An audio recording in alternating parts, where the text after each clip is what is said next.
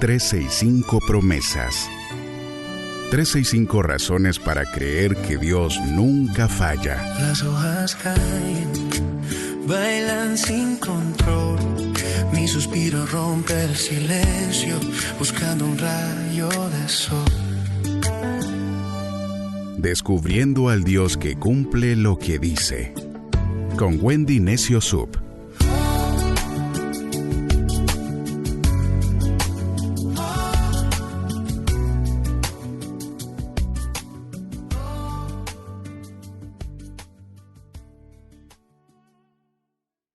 ...10 de junio, promesa 161. Empápate de bondad, la vida que Dios prometió al que teme. El Salmo 128, en la Nueva Traducción Viviente, dice: Feliz es el que teme al Señor, todo el que sigue sus caminos. Gozarás del fruto de tu trabajo. Qué feliz y próspero serás. Tu esposa será como una vid fructífera, floreciente en el hogar. Tus hijos serán como vigorosos retoños de olivo alrededor de tu mesa. Esa es la bendición del Señor para los que le temen. Que el Señor te bendiga continuamente desde Sión, que veas prosperar a Jerusalén durante toda tu vida, que vivas para disfrutar de tus nietos, que Israel tenga paz. Y estos mismos versos en la Biblia, el mensaje dice: Dichoso todo el que teme a Dios. Cuán feliz camina por su senda recta y llana. Trabaja duro y merece todo lo que recibirá. Disfruta de la bendición. Empápate de bondad. Tu mujer dará hijos como la vid da uvas. Tu casa será exuberante como un viñedo. Los niños alrededor de tu mesa serán tan lozanos y prometedores como jóvenes brotes de olivo. Siéntate sobrecogido ante el sí de Dios. Oh, cuánto bendice Él a quien le teme. Disfruta de la buena vida en Jerusalén todos los días de tu vida y disfruta de tus nietos. Paz a Israel. La promesa la encontramos en los primeros 4 versos. Cuando tú decides caminar con Dios, cuando lo haces en integridad, la bendición de Dios no se queda solo en ti. Comienza a extenderse como un viñedo hacia todo lo que tú tocas. Al leer ese Salmo 128, yo quiero que tú imagines caravanas enteras de familias subiendo a las colinas de Judea, con el polvo del camino en los pies y estas palabras en su boca.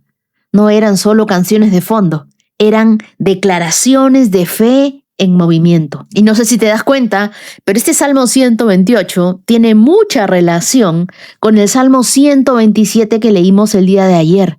El salmista decía en el Salmo 127 que si el Señor no construye la casa, en vano trabajan los que la edifican.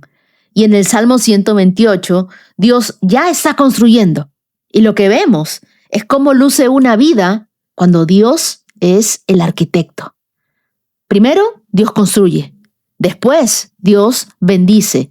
Y lo que Él construye no se cae. Yo constantemente he oído a muchas personas decir: yo le tengo miedo a Dios. Pero cuando la Biblia habla del temor de Dios, de aquel que teme al Señor, esta palabra temor en hebreo es yirá, y no significa terror ni tampoco distancia, significa reverencia profunda, respeto amoroso, reconocimiento de la autoridad de Dios en tu vida. Esa es la actitud como quien dice: quiero vivir a tu manera, Dios, aunque el mundo me diga otra cosa. Porque el que teme a Dios no huye de Él, no le tiene miedo. Se acerca sabiendo quién es Dios y quién eres tú. Quiero que te imagines a 2 personas que trabajan en el mismo campo. Siembran el mismo tipo de semilla, en el mismo mes, bajo el mismo sol, pero uno lo hace con prisa, buscando resultados rápidos, comparándose constantemente con lo que produce su vecino. Mientras que el otro trabaja con calma, riega con paciencia. Cada mañana, antes de meter las manos en la tierra, le dice a Dios: esto es tuyo, yo solo soy el mayordomo, el administrador. Al final de la cosecha, los 2 tienen fruto, pero uno cosechó cantidad y el otro cosechó abundancia, pero con paz. La diferencia se nota en los ojos. Y eso es exactamente lo que dice el Salmo 128. No es que Dios te da un campo más grande, es que cuando Él está en el centro de todo, en el centro de tu vida, todo lo que tú produces tiene un sabor diferente. Un trabajo con propósito, una familia con raíces, una vida con dirección, una casa que no solo es elegante, sino una casa que es exuberante, como un viñedo. ¿Tú te imaginas eso? Es un sueño. Lo primero que dice el verso 1 es: qué feliz es el que teme al Señor, todo el que sigue sus caminos. El mundo tiene una definición de libertad que suena atractiva, pero que no lleva a ninguna parte. Te dice: haz lo que quieras, vive sin límites, sigue tu corazón. Pero hay algo que el mundo no te dice, que sin dirección, la libertad se puede convertir en confusión. Temer al Señor no es vivir con miedo de que algo malo pase si no obedeces. No, es vivir con una brújula interna que te dice hacia dónde ir cuando el camino no está claro. Es caminar sabiendo de que no estás solo, que estás con el Señor, que es Él quien te guía a un terreno del que tú de repente no sabes hacia dónde ir. La gente que sabe hacia dónde va tiene un secreto que los demás no ven, que no van solos, van con el Señor. ¿Tú estás caminando con Dios o solamente lo estás yendo a visitar los domingos? Porque el gozo no está en seguir tu propio camino, está en caminar con aquel que es el camino. Jesús dijo: yo soy el camino, yo soy la verdad, yo soy la vida. El verso 2 en la Biblia, el mensaje, simplemente me encantó, porque dice: trabaja duro y merece todo lo que recibirá. Disfruta de la bendición, empápate de bondad. Trabaja duro, sí, pero trabaja para el Dios que multiplica. Este verso llamó mucho mi atención cuando lo leí, porque no dice trabaja duro y espera a ver qué pasa. Dice: trabaja duro y mereces todo lo que recibirás. Hay una promesa implícita aquí que muchos creyentes nunca reciben porque nunca terminaron de trabajar.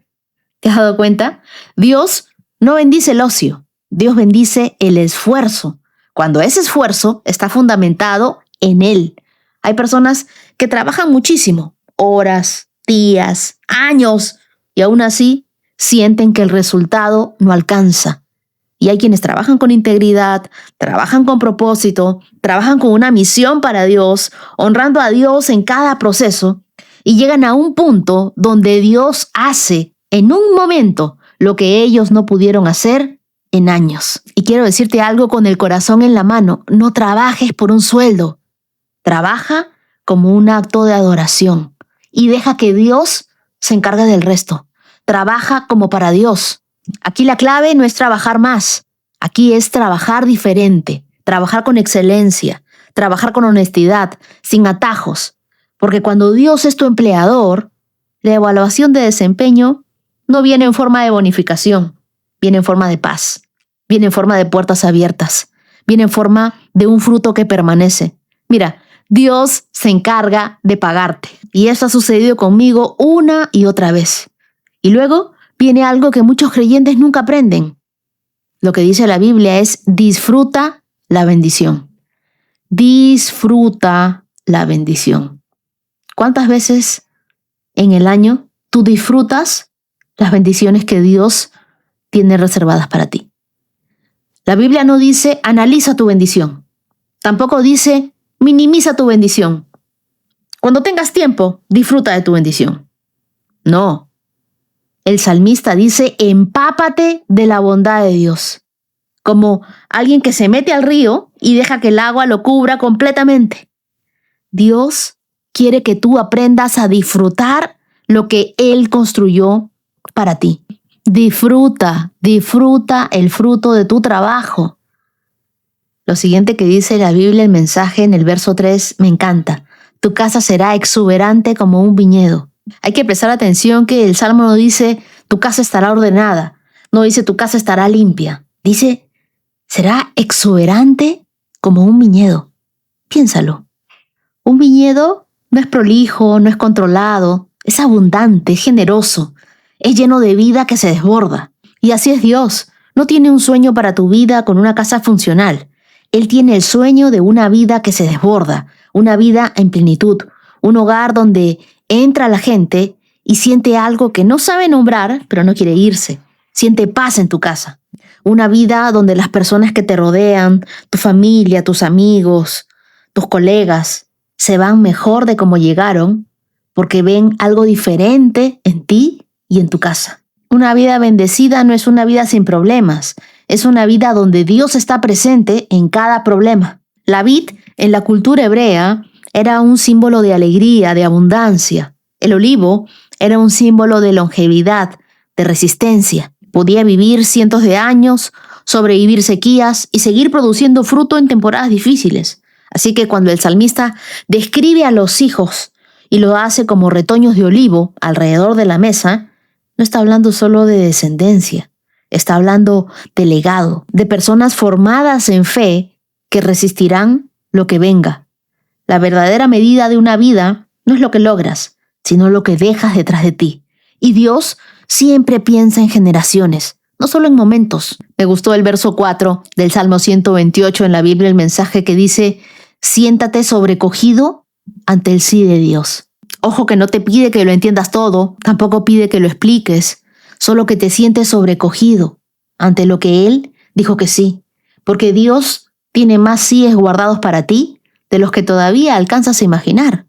Me escribió una Marta hace un tiempo, alguien que me dijo: mira, yo he trabajado muy duro, pero muy duro, no descanso, no delego, no tengo vacaciones, tengo mi agenda totalmente llena, nunca acabo mis pendientes y trabajo hay.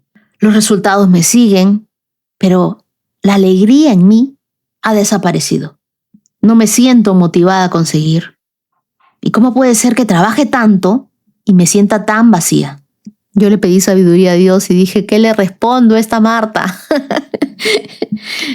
Porque ella llevaba años trabajando duro, muy duro, para llenar un espacio que solo Dios puede ocupar. Y de repente tú, al igual que yo hace mucho tiempo, estás usando el trabajo como una respuesta a una pregunta que el trabajo nunca va a contestar, ¿ah? Nunca va a contestar. Tú puedes empezar con algo pequeño cada mañana. Antes de abrir tu correo, antes de revisar tu teléfono para ver si te escribió tu jefe, abre tu Biblia, conversa con el Señor, deja que su palabra sea tu sustento. Algo va a comenzar a cambiar. No es tu agenda de pendientes, no es tu acta de resultados, no. Deja que Dios trabaje en ti y tú aprende a disfrutar. Deja de trabajar desde el miedo y empieza a trabajar desde tu identidad de hijo o de hija de Dios. Y haz estas preguntas. ¿Estoy disfrutando de lo que Dios ya me dio? ¿O paso el tiempo preocupándome por lo que todavía no tengo? ¿Qué área en mi vida necesita rendirse completamente a Dios para que su bendición fluya con libertad? Así que no trabajes para llenar un espacio que solo Dios puede ocupar. Hay personas que trabajan duro, que cosechan poco, y no porque Dios no esté, sino porque Dios no está primero. Pon a Dios primero antes que todo y que todos. Ora conmigo y dile: Señor, gracias por tu bendición, porque es mucho más profunda de las cosas que se ven. Gracias, Dios, porque tú construyes antes de bendecir, porque tú no abandonas lo que empezaste en mí. Hoy decido caminar en tus caminos, no porque tenga todo claro, sino porque confío en que tú sí sabes el plan para mi vida. Que mi trabajo lleve tu sello, que mi casa sea exuberante con tu presencia, que las personas que vengan detrás de mí caminen sobre los frutos de mi obediencia, que mi vida sea como un viñedo, no perfecto, pero sí abundante, lleno de ti, que desborde alegría. Ayúdame a aprender a disfrutar de tus bendiciones. Empápame, Señor, de tu bondad. Yo quiero ver tu bondad en esta tierra de los vivientes. Oro en el nombre de Jesús. Amén. Estoy creyendo que el próximo en contarme su testimonio vas a ser tú. Me vas a escribir para decirme: Wendy, voy a aprender a disfrutar del fruto de mi trabajo. Me voy de vacaciones. Así que cuando llegue el momento, Te animo a que veas el video de testimonios que he colgado tanto en mis redes sociales como en mi canal de YouTube, porque yo sé que tú vas a ser el próximo. Ahora sí, las lecturas que nos acompañan en este día las encontramos en Primera de Reyes, capítulo 7, versos del 1 al 51. Hechos, capítulo 7, versos del 30 al 60. El Salmo 128, que ya no lo vamos a leer porque lo leímos en la promesa. Y Proverbios, capítulo 16, versos del 31 al 33. Ahora sí, te pido que tomes tu Biblia, tu lapicero, tu cuaderno. Le pidas al Espíritu Santo que te hable. Toma todos tus colores porque hoy vamos a marcar muchísimo y comenzamos esta carrera por estos 161K en 3, 2, 1, adelante. Primera de Reyes, capítulo 7. Salomón también edificó su propio palacio y le llevó 13 años terminar la construcción. Uno de los edificios de Salomón se llamaba Palacio del Bosque del Líbano. Medía 46 metros de largo, 23 metros de ancho y 14 metros de alto. Había 4 filas de columnas de cedro sobre los cuales se apoyaban grandes vigas también de cedro. El techo del salón era de cedro. Encima de las vigas que estaban sobre las columnas había 45 cuartos laterales, dispuestos en 3 filas de las ventanas, unas frente a otras. Todas las puertas y sus postes tenían marcos rectangulares y estaban dispuestas en grupos de 3, unas frente a otras. Salomón también construyó el Salón de las Columnas, el cual tenía 23 metros de largo y 14 metros de ancho. En el frente había un pórtico con una especie de cubierta sostenida por columnas. Además, Salomón construyó la Sala del Trono, conocida como el Salón de Justicia, donde se sentaba a oír los asuntos legales.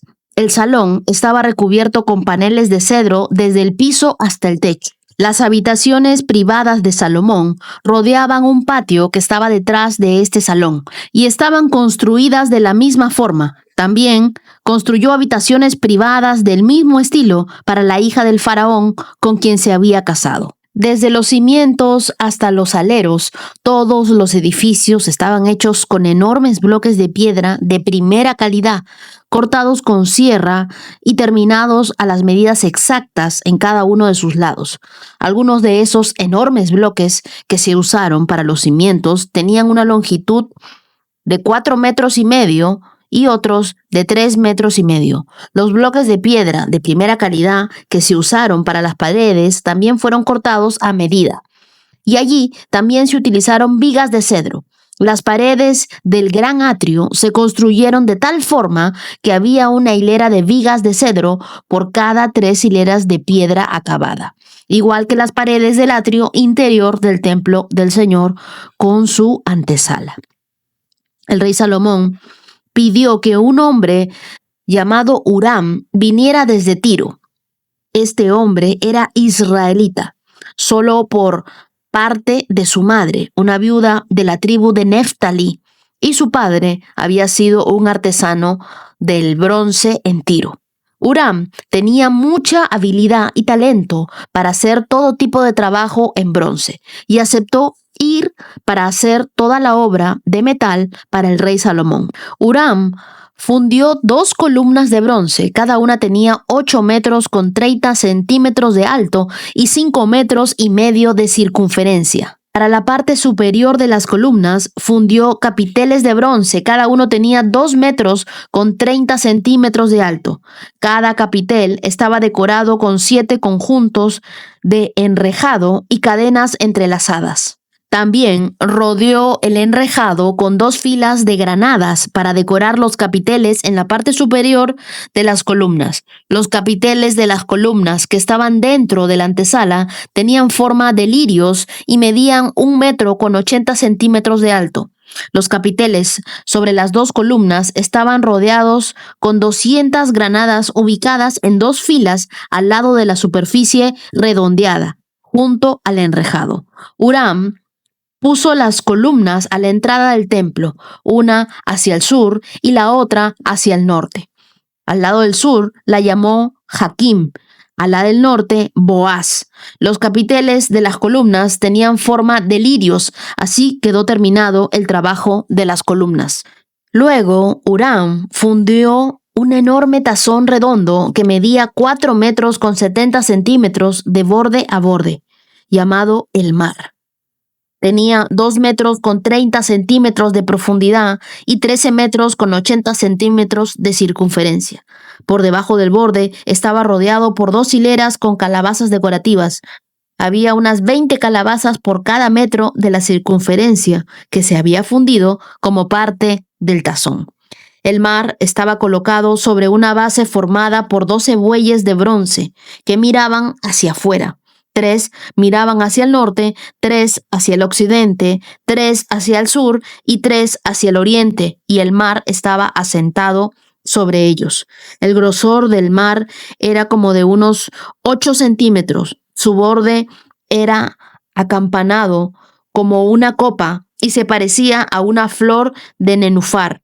Tenía capacidad para unos 42,000 litros de agua. Huram también hizo 10 carretas de bronce para llevar el agua. Cada una medía 1 metro con 80 centímetros de largo, lo mismo de ancho, y tenía una altura de 1 metro con 40 centímetros. Las carretas estaban construidas con paneles laterales asegurados con travesaños. Tanto los paneles como los travesaños estaban decorados con tallas de leones, bueyes, querubines. Por encima y por debajo de los bueyes y leones había como adorno una guirnalda. Cada carreta tenía 4 ruedas de bronce con sus ejes también de bronce. En las esquinas contaban con unos soportes para los tazones de bronce. Estos soportes estaban decorados a cada lado con tallas de guirnaldas. En la parte superior de cada carreta había un marco redondo para el tazón. Ese marco sobresalía 46 centímetros por encima de la carreta, como un pedestal redondo. La abertura del marco medía 69 centímetros de lado a lado y estaba decorada por fuera con tallas de guirnaldas. Los paneles de las carretas eran cuadrados, no redondos. Debajo de los paneles había 4 ruedas conectadas a ejes que se habían fundido en una sola pieza con la carreta. Las ruedas tenían 69 centímetros de diámetro y eran semejantes a ruedas de carruajes. Los ejes, los rayos, los bordes y los cubos se fundieron con bronce derretido. Cada una de las 4 esquinas de las carretas tenía un agarradero que también se había fundido en una sola pieza con la carreta. A lo largo de la parte superior de cada carreta había un borde que medía 23 centímetros de ancho. Los soportes de las esquinas y los paneles laterales se fundieron en unidad en una sola pieza con la carreta. Los paneles y los soportes de las esquinas estaban decorados con tallas de querubines, leones, palmeras, colocados según el espacio disponible, y había guirnaldas por todos lados. Las 10 carretas para llevar agua eran del mismo tamaño y fueron hechas iguales, pues cada una fue fundida con el mismo molde. Huram también hizo 10 tazones de bronce más pequeños, uno para cada carreta. Cada tazón medía 1 metro con 80 centímetros de diámetro y tenía capacidad para 840 litros de agua. Puso 5 carretas en un lado sur del templo y 5 en el lado norte. El gran tazón de bronce, llamado el mar, fue ubicado cerca de la esquina suroriental del templo. También hizo los lavamanos y las palas y los tazones que se necesitaban. Finalmente, Huram terminó todo el trabajo que el rey Salomón le había asignado que hiciera para el templo del Señor. Las 2 columnas, los 2 capiteles con forma de tazón en la parte superior de las columnas, las 2 redes de cadenas entrelazadas que decoraban los capiteles, las 400 granadas que colgaban de las cadenas sobre los capiteles, 2 filas de granadas por cada red de cadenas que decoraban los capiteles sobre las columnas, las 10 carretas para llevar agua que sostenían los 10 tazones, y el mar y los 12 bueyes que lo sostenían, y los recipientes para las cenizas, las palas y los tazones. Huram hizo todos estos objetos de bronce bruñido para el templo del Señor, tal como le había indicado el rey Salomón. El rey mandó que se fundiera en moldes de barro en el valle del Jordán entre Sucot y Zaretán. Salomón no pesó los utensilios porque eran muchos. El peso de bronce no se pudo medir. Salomón también hizo todo el mobiliario para el templo del Señor: el altar de oro, la mesa de oro, el pan de la presencia, los candelabros de oro macizo, 5 en el sur y 5 en el norte, frente al lugar santísimo. Las decoraciones de las flores, las lámparas, las tenazas, todo de oro. Los cuencos pequeños, las despabiladeras para las lámparas, los tazones, los cucharones y los recipientes para quemar incienso, todo de oro macizo, y las puertas para las entradas al lugar santísimo y al salón principal del templo, con el frente revestido de oro. Así terminó el rey Salomón todo su trabajo para el templo del Señor. Luego trajo todos los obsequios que su padre David había consagrado: la plata, el oro y los diversos objetos, y los guardó en los tesoros del templo del Señor. En este capítulo, que me ha costado mucho leer, vemos cómo Salomón construye su palacio, también el templo del Señor, incluyendo el mobiliario sagrado. Aunque podría parecer una descripción arquitectónica, en realidad nos habla de prioridades, de propósito y de reverencia. Yo estaba pensando y decía, ¿qué enseñanza puedo sacar de esto? Ayúdame, Dios. Y encontré el verso 1 que dice: Salomón también edificó su propio palacio y le llevó 13 años terminar la construcción. Es decir, Salomón dedicó 7 años al templo y 13 a su palacio. Este detalle no es para compararlos, sino para resaltar que la construcción del templo fue un acto de obediencia, lo que nos muestra que lo que tú haces para Dios puede parecer invisible para el mundo, pero nunca para el cielo. La excelencia que nosotros demostramos en lo que ofrecemos a Dios refleja cuánto lo valoramos. Entonces, hoy me preguntaba, ¿cómo trabajo con más pasión? ¿En mis proyectos personales o en las cosas de Dios? Porque debemos decidir que nuestro mayor esfuerzo no sea para algo temporal, sino para lo eterno. Tu servicio en lo pequeño para Dios tiene un peso eterno. Luego el verso 7 nos dice: además Salomón construyó la sala del trono, conocida como el Salón de la Justicia, donde se sentaba a oír asuntos legales. El salón estaba recubierto con paneles de cedro, desde el piso hasta el techo. ¿Tú te imaginas? Cada espacio del templo tenía una función, pero también un diseño que apuntaba a la belleza y a la santidad de Dios.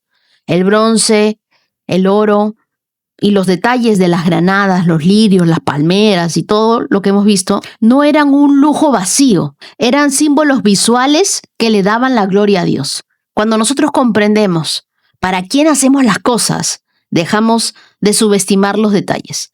Hubo un momento en la lectura en la que me cansé. Vengo de trabajar todo el día. Les he contado que estoy cambiando mi alimentación y ahora estoy alimentándome saludablemente, por lo que tengo que levantarme a hacer mis alimentos y a irlos preparando. Y no había cenado, tenía que cenar y luego dedicarme a la lectura. Me confundí, me equivoqué, volví a leer, no entendía. Volví a pedirle al Espíritu Santo, por favor, dime qué de relevante tienen tantas medidas, tantos números, cosas que son difíciles de pronunciar. Enséñame, por favor, Dios. Y ahí claramente sentí a Dios decirme, para mí son importantes los detalles. Dios no se agrada de lo apurado ni de lo improvisado. Así que revisa si tú estás haciendo lo mínimo indispensable o si estás cultivando una fe con detalles que expresan tu devoción. Nosotros nos hemos comprometido a hacer este reto y nadie dijo que sería fácil. Iban a haber momentos donde íbamos a querer tirar la toalla, hacer otras cosas. Y ahí nomás recordé este verso de 2 de Samuel, capítulo 24, verso 24. No le presentaré ofrendas quemadas al Señor mi Dios que no me hayan costado nada. Y es que la verdadera adoración siempre implica sacrificio. Es como si un chef prepara un plato gourmet con mucho esmero y aunque el cliente nunca vea la cocina, así debemos nosotros servir a Dios con lo mejor, aunque nadie lo vea. Así que quiero decirte el día de hoy, a ti que me escuchas, Dios ve tus sacrificios. Todo lo que haces para sacar tiempo y hacer tu devocional. ¿Tú crees que Dios no lo ve? Dios está interesado en todos los detalles. A Dios los detalles le importan. Yo veo al Espíritu Santo feliz de que ya no es ignorado. Veo una Biblia abierta, llena de notas, porque sabemos que Dios continúa hablándonos cada día. Así que te recuerdo que Dios ve cada uno de tus sacrificios y todo lo que haces para mover tu agenda y tener un tiempo especial con Él.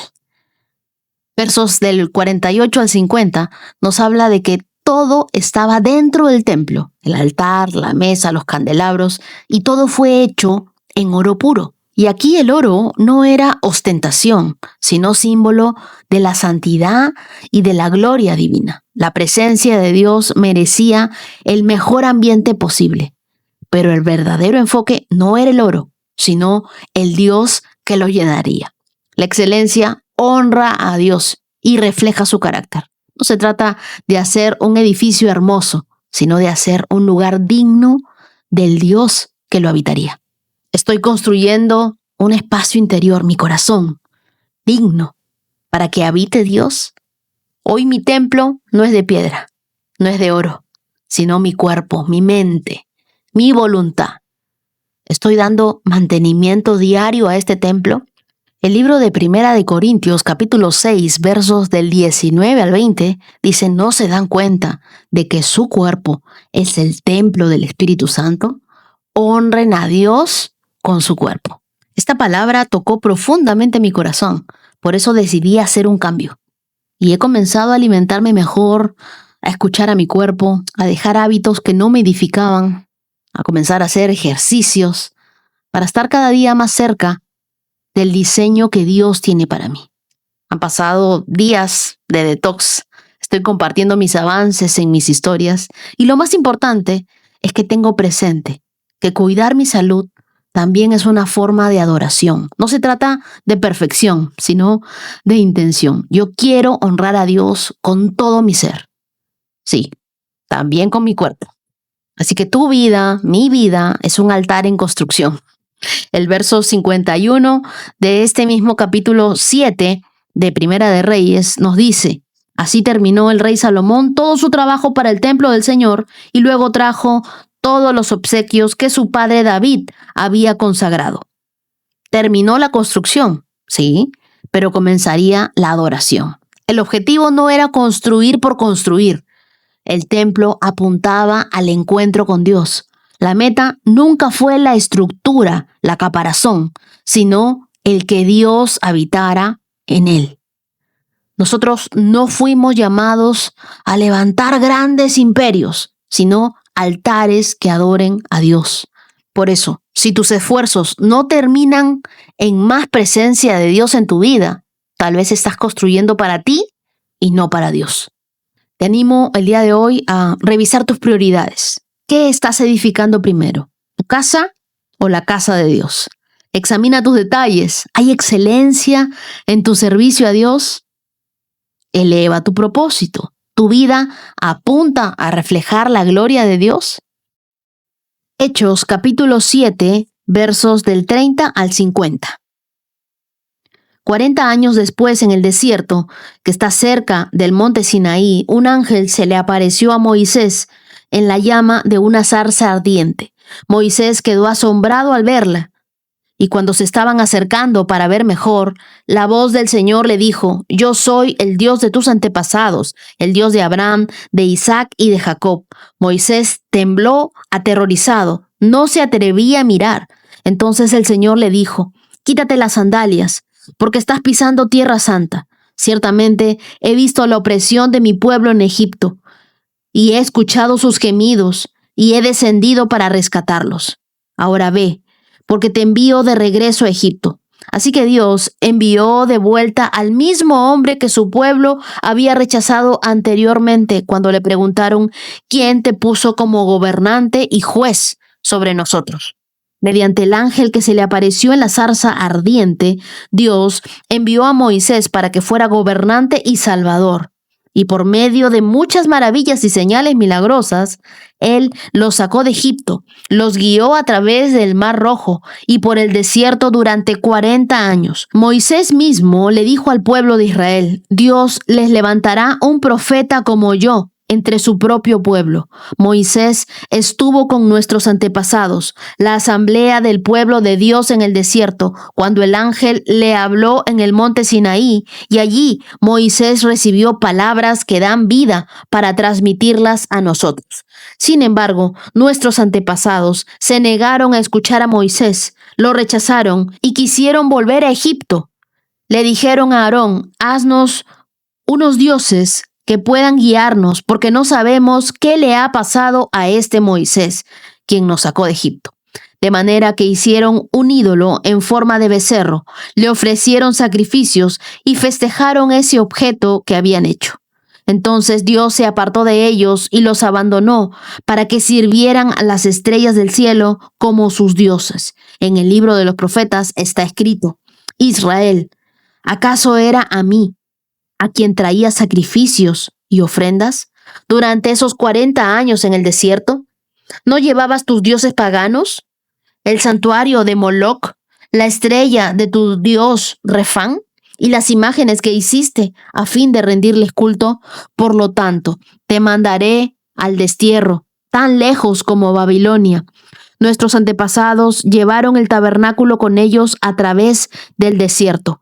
Lo construyeron según el plan que Dios les había mostrado a Moisés. Años después, cuando Josué dirigió a nuestros antepasados en las batallas contra las naciones que Dios expulsó de esta tierra, el tabernáculo fue llevado con ellos al nuevo territorio y permaneció allí hasta los tiempos del rey David. David obtuvo el favor de Dios y pidió tener el privilegio de construir un templo permanente para el Dios de Jacob. Me parece increíble que ambos textos tengan que ver. Pero fue Salomón quien lo construyó. Sin embargo, el Dios Altísimo no vive en templos hechos por manos humanas, como dice el profeta. El cielo es mi trono, y la tierra es el estrado de mis pies.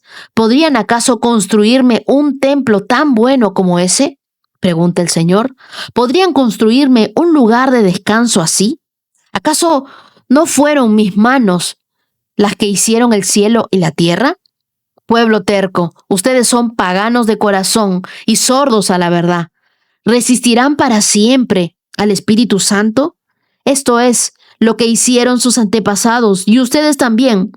Mencionen a un profeta a quien sus antepasados no hayan perseguido. Hasta mataron a los que predijeron la venida del justo, el Mesías, a quienes ustedes traicionaron y asesinaron deliberadamente. Desobedecieron la ley de Dios, a pesar de que la recibieron de manos de ángeles. Los líderes judíos se enfurecieron por la acusación de Esteban y con rabia le mostraban los puños. Pero Esteban, lleno del Espíritu Santo, fijó la mirada en el cielo y vio la gloria de Dios, y vio a Jesús de pie en un lugar de honor y a la derecha de Dios. Y les dijo: miren, veo los cielos abiertos y al Hijo del Hombre de pie en el lugar de honor a la derecha de Dios. Entonces ellos se taparon los oídos con las manos y empezaron a gritar. Se lanzaron sobre él, lo arrestaron fuera de la ciudad y comenzaron a apedrearlo. Sus acusadores se quitaron las túnicas y las pusieron a los pies de un joven que se llamaba Saulo. Mientras lo apedreaban, Esteban oró: Señor Jesús, recibe mi espíritu. Cayó de rodillas gritando: Señor, no los culpes por este pecado. Dicho eso, murió. El verso 30 nos dice que 40 años después, en el desierto que está cerca del monte Sinaí, un ángel se le apareció a Moisés en una llama de una zarza ardiente. Dios eligió una zarza ardiente en el desierto, no un altar, tampoco un templo. Esto desafió toda la expectativa religiosa que ellos tenían en su mente sobre lo sagrado. Esteban le recuerda a los líderes que la gloria de Dios no estaba limitada a espacios físicos y se los dice claramente en el verso 48. Sin embargo, el Altísimo no vive en templos hechos por manos humanas. ¿Tú te has puesto a pensar por qué es que Dios nunca dejó que lo vieran? Porque cuando nosotros ponemos a Dios en una figura, en una caja, uno normalmente termina adorando la caja. Luego, el verso 33 nos dice, entonces el Señor le dijo, quítate las sandalias porque estás pisando tierra santa. El desierto se convierte en tierra santa porque Dios estaba allí. Te repito, no eran las condiciones, era su presencia. Entonces el propósito precede al lugar. Donde Dios está, ahí está el propósito. No necesito estar en Jerusalén para estar en Tierra Santa. Si Dios está conmigo aquí y ahora, entonces aquí y ahora es el lugar de su presencia. Ahora, ¿qué dice Esteban? El verso 39. Sin embargo, nuestros antepasados se negaron a escuchar a Moisés, lo rechazaron y quisieron volver a Egipto. Y esto es una advertencia para nosotros. A veces pedimos libertad, pero cuando llega el cambio, lo resistimos. Lo nuevo de Dios muchas veces incomoda, porque saca a la luz lo viejo que hay en nosotros y que no se nos da la gana de soltar. ¿Te das cuenta que el verso 39 nos dice que ellos querían volver a Egipto? Es decir, ellos anhelaban su regreso a lo de antes. Aún en camino a la tierra prometida, el corazón de Israel seguía en Egipto. Lo más difícil no fue sacar a Israel de Egipto, sino sacar a Egipto del corazón de Israel. La idolatría no comienza con estatuas, sino con prioridades que han sido desplazadas. ¿A qué nos estamos aferrando hoy que nos impide avanzar a la tierra prometida que Dios tiene para nosotros? Quiero que recuerdes algo. La adoración no es un lugar al que vas, es un estilo de vida que vives. Decidamos el día de hoy hacer que nuestra vida sea un templo en movimiento, donde Dios se sienta honrado, donde Dios esté presente. No tienes que ir a un lugar para encontrarte con Dios. Tú puedes encontrarte con Dios en el lugar donde estés. Él puede hablarte en tu cocina, en tu auto, en medio del caos. Quiero que recuerdes Génesis capítulo 1, verso 1. La Biblia dice que la tierra no tenía forma y estaba vacía y la oscuridad cubría las aguas profundas y el Espíritu de Dios se movía en el aire sobre la superficie de las aguas. Así que en medio del caos, en medio del desorden, es allí donde Dios, en todo lo vacío, donde el Espíritu Santo puede moverse. Examina si estás adorando estructuras, iglesias, ministerios, posiciones, más que el Dios que las inspiró. Y antes de continuar con el siguiente capítulo, quiero honrar la vida de Esteban, porque Esteban en este capítulo muere. Él es reconocido como el primer mártir cristiano. Esteban fue uno de esos 7 hombres elegidos por los apóstoles para servir a la comunidad en Jerusalén. Y la Biblia nos dice en Hechos 6, versos del 1 al 6, que Esteban era un hombre lleno de fe y también lleno del Espíritu Santo. ¿Y tú sabes qué significa el nombre Esteban? Corona. Y ciertamente él recibió una corona cuando lo mataron. La Biblia nos dice en los versos finales, versos del 54 al 60 en adelante, que mientras él moría, tuvo una visión del cielo abierto y dijo, veo cielos abiertos y al Hijo del Hombre, se refería a Jesús, de pie en el lugar de honor a la derecha de Dios. Y luego oró mientras estaba siendo apedreado y le dijo, Señor, no los culpes por este pecado. Dicho eso, murió. Esteban nos deja un legado de valentía, de fidelidad y de perdón radical. Fue un testigo lleno del Espíritu Santo, que prefirió morir hablando la verdad que vivir callando y amedrentado por las mentiras de ellos. Proverbios 16, verso 31 al 33. Las canas son una corona de gloria que se obtiene por llevar una vida justa. Mejor es ser paciente que poderoso. Más vale tener control propio que conquistar una ciudad. Podemos tirar los dados, pero el Señor decide cómo caen. En el verso 31, Salomón habla y presenta las canas no como una señal de decadencia, sino como un símbolo de victoria. No todos los que envejecen lo hacen con honra, pero quienes han vivido con rectitud portan una corona de gloria. Vivimos en una sociedad que idolatra la juventud. Este proverbio revalora la sabiduría adquirida con los años. Así que honra hoy a quienes han caminado con fidelidad por décadas. Pregunta, escucha, aprende, porque sus cicatrices contienen sabiduría. El verso 32 sí que es confrontador. Dice, es mejor ser paciente que poderoso. Más vale tener control propio que conquistar una ciudad. En la antigüedad, conquistar una ciudad era el logro supremo, pero Salomón lo invierte y dice, más grande es quien se conquista a sí mismo. La verdadera victoria no es externa, sino interna. Hoy elige vencer con mansedumbre, perdonar con fuerza, avanzar con sabiduría y ser paciente antes que poderoso. Y por último, el verso 33 dice, podemos tirar los dados, pero el Señor decide cómo caen. Lo que este proverbio nos está diciendo es que nosotros podemos planear, calcular, pero solo Dios es el que va a dar el resultado. Tú puedes prepararte intensamente para una entrevista, pero si Dios no abre esa puerta, no es el momento. Y si Él la abre sin que tú lo esperes, nada ni nadie podrá cerrarla. Así que planea con excelencia, pero ora y busca de Dios. Pídele a Dios que sea su voluntad y no la tuya. Reconoce que el control no está en tu esfuerzo humano, sino en la mano de Dios. Repite conmigo y dile, Dios, tú tienes la última palabra en cada decisión de mi vida.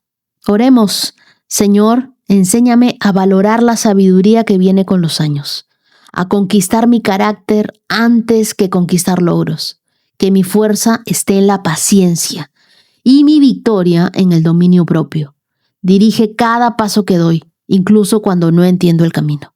Porque aunque yo tire los dados, yo confío en que tu voluntad siempre es buena, perfecta y agradable. Oro en el nombre de Jesús. Amén. Y así llegamos a nuestros 161K y ahora te invito a escuchar el testimonio de Daniela Segura, una peruana desde Estados Unidos. Querida Wendy, ¿cómo estás? Quería mandarte mi testimonio acerca del carro que Dios me regaló. Y bueno, realmente llegó sin esperarlo, pero sé que con un propósito de Él para que pueda seguir creciendo en este país que es Estados Unidos. Yo soy peruana y llegué acá hace 3 años. Y bueno, como todo migrante, pues pasé de caminar en lluvia, con bolsas, en buses, en trenes, a tener mi propio auto y a Dios poco a poco en este proceso y en su tiempo perfecto ir preparándome. Llegó por medio de una persona que se llama Salomón. Creo que no hay casualidades, yo creo que Dios pues lo hace posible y realmente es increíble cómo incluso hasta el dinero Dios lo proveyó en su totalidad, ya que fueron 2 ángeles quienes me proveyeron del dinero, uno por medio de una donación o regalo y la otra persona por medio de un préstamo, pero que realmente yo ni siquiera lo esperaba. Inicialmente se dio la idea de tener un auto y acá le dicen transportation, que es un auto básico, pero finalmente fue más de lo que esperaba. Fue una camioneta color rojo, que yo lo identifico como el color del amor, porque en todo mi proceso con Dios siempre he sentido que la palabra básica ha sido amor. Y el carro llegó en perfectas condiciones a un precio inimaginable, o sea, en verdad un precio que no no se pueden imaginar. Pero ¿qué quiero decir con todo esto? De que Dios en su tiempo perfecto, cuando quiere hacerte crecer, Él lo va a hacer a través de personas, de ángeles que va a poner en tu camino, y esto te va a ayudar a llegar a ser una mejor versión. Quería contar este testimonio porque yo sé que algo es superficial, pero realmente es un instrumento para mí de trabajo ahora, porque gracias a eso puedo ganar más dinero y pues puedo ser más independiente y me siento más segura. Realmente Dios ha hecho milagros en mi vida y cada día los veo reflejados. Así que no pierdan la fe y sigan adelante. Un beso para todos. Gracias, Wendy, por escucharme. Mi querida Dani, gracias por compartir ese testimonio tan lindo. Yo creo contigo que no hay casualidades cuando Dios está dirigiendo nuestros pasos. A veces uno mira un carro, una puerta, una oportunidad, un préstamo, una ayuda inesperada, pero detrás de todo esto está la mano de Dios diciendo: hija, yo te estoy sosteniendo, yo estoy abriendo caminos, yo no me he olvidado de ti. Me encanta que tú hayas entendido que no se trata solo de tener un vehículo, sino de recibir una herramienta para avanzar, para trabajar, para crecer, para sentirte más segura. Como lo dice tu apellido, Dios no solo provee cosas, Dios siempre provee propósito. Y cuando Él pone algo en tus manos, Él también te está diciendo: úsalo bien, sigue adelante, porque todavía tengo más para ti. Te quiero regalar Proverbios capítulo 16, verso 9, que dice: podemos hacer nuestros planes, pero el Señor determina nuestros pasos. Mi querida Dani, que este carro sea un recordatorio diario de que Dios guía cada uno de tus pasos en Estados Unidos y de cada migrante que hoy me escucha. Que cada camino que recorras te recuerde que no estás sola, que Dios va contigo, que su amor te cubre y que todo lo que empezó con lágrimas, con esfuerzo, con lluvia, Él lo convierte en un testimonio. Gracias por recordarnos que Dios se manifiesta en cada uno de los detalles de nuestra vida. Y hoy también quiero ponerle voz al testimonio de mi querida amiga Katy Quintana desde Japón. Ella hace unos meses nos contó que Dios había restaurado su matrimonio. Fue un testimonio increíble. Pero después de aquella victoria llegaron nuevas pruebas. Fueron meses muy difíciles, donde ella sintió que el enemigo intentaba traer división, cansancio, desánimo a su familia. Katy llegó al punto en el que le decía: Señor, yo ya no puedo más. Sin embargo, en medio de ese agotamiento, Dios comenzó a hablarle una y otra vez a través de sus promesas. Le recordaba que el invierno estaba terminando y que los tiempos de florecer estaban por llegar. Al mismo tiempo, ella llevaba 4 años esperando la resolución de un complicado proceso migratorio. Hubo errores de abogados, documentos rechazados, trámites interminables, puertas que parecían imposibles de abrir. Incluso tuvo que resolver situaciones relacionadas con Ecuador, Alemania y Japón. Pero Dios empezó a hacer lo que solo Él puede hacer. Le envió personas correctas en los momentos exactos. Abrió puertas que parecían cerradas y acomodó circunstancias que humanamente eran imposibles. Hace unos días tuvo su entrevista final. Salió sin respuestas, con el corazón desanimado, pero ese mismo viernes oró una vez más y le pidió al Señor que no permitiera que terminara el día sin recibir noticias. Minutos después llegó el correo que había esperado durante 4 años. Su visa había sido aprobada. Katy lloró, gritó, celebró, porque entendió que Dios nunca había llegado tarde. Todo ese tiempo había sido una preparación. Mi querida Katy, gracias por recordarnos lo que muchas veces olvidamos, que después de una victoria también pueden venir batallas. Y eso no significa que Dios nos haya abandonado, significa que seguimos caminando por fe y no por vista. Me conmueve mucho escuchar que Dios sostuvo tu corazón cuando estabas cansada, porque hay una diferencia entre perder la fe y estar agotada. Muchas personas que nos escuchan hoy se sienten exactamente así, cansadas de esperar, cansadas de orar, cansadas de creer. Y yo creo que tu historia viene a recordarles que Dios sigue trabajando incluso cuando no vemos nada. 4 años parecen una eternidad cuando uno está esperando una respuesta. Pero hoy tu testimonio nos enseña que ninguna promesa de Dios caduca, que ninguna oración se pierde y que ninguna lágrima es ignorada por Dios. Te quiero regalar, querida amiga, Isaías capítulo 40, verso 31, que dice: los que confían en el Señor encontrarán nuevas fuerzas, volarán alto como las alas del águila, correrán y no se cansarán, caminarán y no desmayarán. Mi querida Katy, que esta nueva etapa sea solo el comienzo de muchas buenas respuestas para tu vida. Y gracias por recordarnos que el silencio de Dios nunca significa su ausencia. Él sigue escribiendo nuestra historia, incluso en los capítulos donde creemos que nada está pasando. Y ahora quiero agradecer a los corazones generosos íntimos de esta hermosa comunidad. Muchas gracias a mi querida Adriana Benjumea. Gracias, querida Daniela Segura. Muchas gracias a Wanda Rodríguez. Dios te bendiga, Hanna Guillén. Y a ustedes, queridos, quiero regalarles Deuteronomio, capítulo 20, versos del 1 al 4. En la Biblia, el mensaje que dice: cuando salgas a luchar contra tu enemigo y veas que sus caballos, sus carros, sus soldados te superan ampliamente en número, no retrocedas atemorizado. Dios, tu Dios, que te sacó de Egipto, está contigo. Cuando la batalla esté por comenzar, atención, Israel, en unos minutos entrarás en la batalla contra tus enemigos. Que no flaquee tu determinación. No temas, no vaciles, no entres en pánico. Dios, tu Dios, está justo allí contigo, peleando contigo contra tus enemigos, peleando para ganar. Y ese es nuestro Dios, el que pelea con nosotros, el que no nos deja solos en nuestras batallas, el que está constantemente defendiéndonos. Ese es nuestro Dios. Y quiero que sepan que ustedes estarán en mis oraciones. Muchas gracias, querida comunidad de íntimos, por acompañarme hasta aquí. Nos vemos el día de mañana con más de la palabra de Dios y de su presencia. Que tengan un lindo día lleno de alegría y salud. Que Dios los bendiga. Has escuchado 365 Promesas. Síguenos en Facebook e Instagram, @Wendy Necio Sub. Hasta la próxima. Bailan sin control, mi suspiro rompe el silencio, buscando un rayo de sol. Promesa, promesa, promesa que salva. Oh, promesa, promesa, promesa que guía. Promesa, promesa plena en ti.